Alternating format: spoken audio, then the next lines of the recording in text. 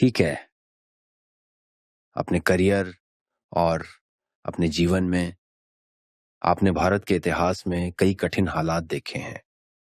2002 के गुजरात दंगे उनमें से एक है। वह भारत के हाल ही के इतिहास के सबसे कठिन समय में से एक था, जब गुजरात के हिंदू और मुस्लिम लोगों के बीच हिंसा हुई, जिसमें 1000 से ज्यादा मौतें हुईं। इससे उस जगह के धार्मिक तनाव का पता चलता है। जैसा कि आपने बताया, उस समय आप गुजरात के मुख्यमंत्री थे। तब की बात करें तो उस समय से आपने क्या सीखा है? मैं ये भी बताना चाहूंगा कि भारत की सुप्रीम कोर्ट ने 2 बार फैसला दिया है। उन्होंने 2012 और 2022 में कहा कि आपकी हिंसा में कोई भूमिका नहीं थी, 2002 के गुजरात दंगों की हिंसा में। लेकिन मैं जानना चाहता था कि आपने उस समय से सबसे बड़ी बातें क्या सीखी? लेकिन आप 2002 और गुजरात के राइट्स, लेकिन उसके पहले के कुछ दिनों का मैं आपको एक एक 12-15 महीने का एक चित्र आपके सामने पेश करना चाहूंगा, ताकि एक आपको अंदाज आ जाए कि क्या स्थिति थी। जैसे 24 दिसंबर 1999, यानी 3 साल पहले की बात है। काठमांडू से दिल्ली जो फ्लाइट आ रही थी, वो हाईजैक कर करके अफगानिस्तान ले जाएगा, कंधार में ले गए और भारत के सैकड़ों यात्रियों को बैन बनाया गया। पूरे भारत में एक बहुत बड़ा तूफान था, लोगों की जिंदगी और मौत का सवाल था। अब 2000 के अंदर हमारे यहाँ लाल किले में आतंकी हमला हुआ, दिल्ली में एक नया और उसके साथ तूफान जुड़ गया। 11 सितंबर 2001 अमेरिका में ट्विन टावर पर बहुत बड़ा आतंकी हमला हुआ। उसने फिर एक बार दुनिया को चिंतित कर दिया, क्योंकि ये सब जगह पे करने वाले एक ही प्रकार के लोग हैं। अक्टूबर 2001 को जम्मू कश्मीर विधानसभा पर आतंकी हमला हुआ। 13 दिसंबर 2001 को भारत की संसद पर आतंकी हमला हुआ। यानी आप उस समय के एक 8-10 महीने की घटनाएं देखिए, वैश्विक स्तर की घटनाएं, आतंकी घटनाएं, खून खराबे की घटनाएं, निर्दोष लोगों की मौत की घटनाएं। तो कोई भी एक प्रकार से अशांति के लिए एक चिंगारी काफी होती है, स्थिति पैदा हो चुकी थी। ऐसे समय अचानक 7 अक्टूबर 2001 मुझे मुख्यमंत्री बनने का दायित्व मेरे सर पे आ गया अचानक, और वो भी मेरी सबसे बड़ी जिम्मेवारी थी। गुजरात में जो भूकंप आया था, उस भूकंप के रिहेबिलिटेशन के लिए बहुत बड़ा काम था, और पिछली शताब्दी का वो सबसे बड़ा भूकंप था। हजारों लोग मारे गए थे। तो एक काम के लिए मेरे लिए सीएम का काम मेरे जिम्मे आ गया।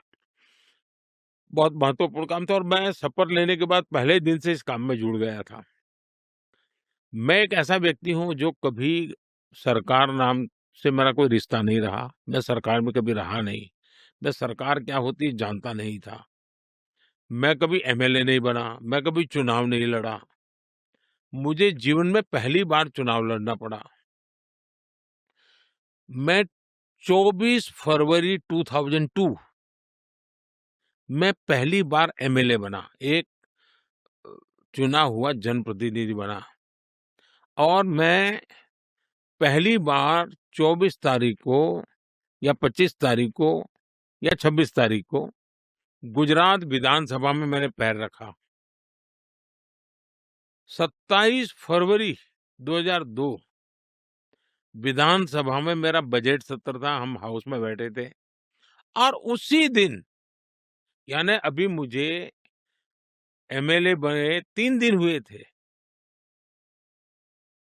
और गोधरा की घटना हो गई, और भयंकर घटना थी।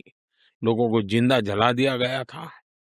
आप कल्पना कर सकते हैं कि जो कंधार के विमान अपहरण को, या पार्लियामेंट पर का हमला कहो, या 9/11 कहो, ये सारी घटनाओं का बैकग्राउंड हो, और उसमें एक इतनी बड़ी संख्या में लोगों का मर जाना, जिंदा जला देना, आप कल्पना कर सकते हैं कि स्थिति कैसी होगी। कुछ भी नहीं होना चाहिए, हम भी चाहते हैं, कोई भी चाहेगा, शांति ही रहनी चाहिए। दूसरा जो कहते हैं ये बहुत बड़े रायट वगैरह, तो ये भ्रम फैलाया गया है। अगर 2002 के पहले का डेटा देखें, तो पता चलता है कि गुजरात में कितने दंगे होते थे। हमेशा कहीं न कहीं कर्फ्यू लगा रहता था। पतंग के अंदर कम्युनल वायलेंस हो जाए, साइकिल टकरा जाने पर कम्युनल वायलेंस हो जाए।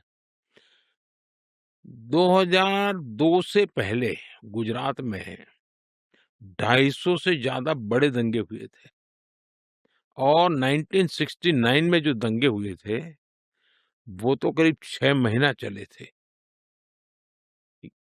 अरे तब तो हम कहीं थे ही नहीं दुनिया के उस चित्र में, उस समय की मैं बताऊँ। और इतनी बड़ी घटना, एक ऐसा स्पार्किंग पॉइंट बन गया कि कुछ लोगों की हिंसा हो गई, लेकिन न्यायालय ने उसको बहुत डिटेल में देखा है, लंबे अरसे। और उस समय हमारे जो विरोध के लोग हैं वो सरकार में थे और वो तो चाहते थे कि हम पर जितने आरोप लगे थे हमको सजा हो जाए, लेकिन उनके लाखों कोशिश के बाद भी जुडिशरी ने पूरी तरह डिटेल में उसका एनालिसिस किया, 2-2 बार किया और पूरी तरह निर्दोष। जिन लोगों ने गुनाह किया था, उनके लिए न्यायालय ने अपना काम किया है। सबसे बड़ी बात है, जिस गुजरात में साल में कहीं न कहीं दंगे हुआ करते थे, 2002 के बाद आज 2025 है, गुजरात में 20-22 साल में कोई बड़ा दंगा